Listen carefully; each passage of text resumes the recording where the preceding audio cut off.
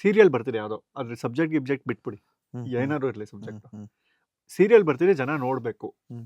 ಅನ್ನೋದಕ್ಕೆ ಒಂದು 30 ಸೆಕೆಂಡಿಂದ 1 ನಿಮಿಷದ ಆ್ಯಡ್, ಒಂದು ಪ್ರೋಮೋ ಐಡಿಯಾ ಥರ ಏನಾದ್ರು ಮಾಡ್ಬೋದಾ? ಮತ್ತೆ ಅದನ್ನ ಟಿವಿಲೇ ಹಾಕೋದಲ್ವಾ?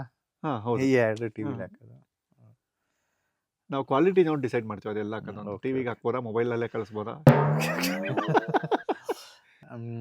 A few moments later. ಒಂದು ಮಿನಿಸ್ಟ್ರ್ ಮಗಂದು ಹಾ. ಇನ್ನೊಂದು ಆಪೋಸಿಟ್ ಪಕ್ಷದ ಮಿನಿಸ್ಟ್ರ್ ಮಗಳ ಜೊತೆ ಹ್ಮ್. ರಿಸೆಪ್ಷನ್ ಹ್ಮ್. ಸಂಜೆ 7:30 ಹ್ಮ್. ಗೊತ್ತಲ್ಲ. ಹ್ಮ್.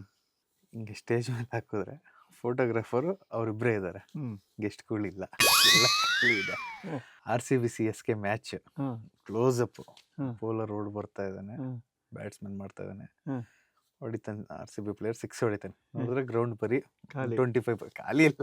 ಅದಕ್ಕೆ ಖಾಲಿ ಕೊಟ್ಟರೆ ಓವರ್ ಆಗ್ಬಿಡುತ್ತೆ. ಒಂದು 50% ಜನ ಇದ್ದಾರೆ ಅಷ್ಟೇ. ಹ್ಮ್. ಸೀಟ್ಗಳು ಖಾಲಿ ಕಾಣ್ತಿದೆ, ಹ್ಮ್. ರೋಡ್ ಖಾಲಿ ಕಾಣ್ತಿದೆ, ಹ್ಮ್. ಇರ್ತಿದಿಲ್ಲ.